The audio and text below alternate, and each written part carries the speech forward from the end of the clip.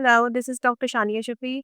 बहुत सारे पेशेंट्स मेरे पास आते हैं जो पिछले 20 से 30 साल से पेन में अपनी ज़िंदगी गुज़ार रहे हैं। और जब मैं उनसे पूछती हूँ कि आपको प्रॉब्लम क्या है, आपका डायग्नोसिस क्या है, because they have been to a lot of doctors, तो दे टेल मी कि उनको सिंड्रोम है या उनको बस पेन है, उनको अपना डायग्नोसिस भी पता नहीं होता।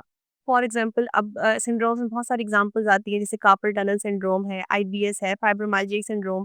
तो जब किसी डॉक्टर को समझ नहीं आता what is happening with you, तो वो आपको एक पार्किंग लॉट में पार्क कर देते हैं कि सिंड्रोम है और सिम्प्टोमेटिक आपके ट्रीटमेंट कर रहे होते हैं सिम्पटम्स के बेस पे। सो उसमें जब रूट कॉज़ जब तक डायग्नोज़ नहीं होगा आपका, आप तो सारी लाइफ़ उस चीज़ से सफ़र करते रहेंगे। हम एग्ज़ाम्पल लेते हैं कार्पल टनल सिंड्रोम की। अब बहुत सारे पेशेंट्स को मैंने देखा है, उन्होंने कार्पल टनल की सर्जरी कराई हुई है अपनी, ठीक है? मिसाल है, आपके एक हाथ में नमनेस आ रही है, पेन आ रही है, आपने वहाँ का कार्पल टनल की सर्जरी करा ली है। ओवर द टाइम आपके दूसरे हाथ में नमनेस शुरू हो जाएगी। ब्रेन ने कहीं न कहीं से तो आपको अलर्ट देना है, बिकॉज़ उसकी रूट कॉज़ आपकी सर्वाइकल स्पाइन है। देयर इज़ समथिंग रॉन्ग आपकी सर्वाइकल स्पाइन में, जिसकी वजह से आपको सिम्पटम रेडिएट करके कार्पल टनल में आ रहा है, ठीक है? वहाँ से आपकी कंप्रेशन फिर आ रही है।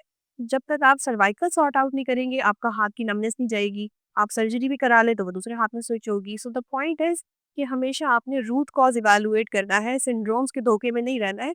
There is always a cause, तो आपने फिगर आउट करना है मसला क्या है, उसको ट्रीट करेंगे, वो आपका लॉन्ग टर्म ट्रीटमेंट आपको सस्टेन करेगा। अदरवाइज़ आप सारी लाइफ पेन मैनेज करते रहेंगे अपना।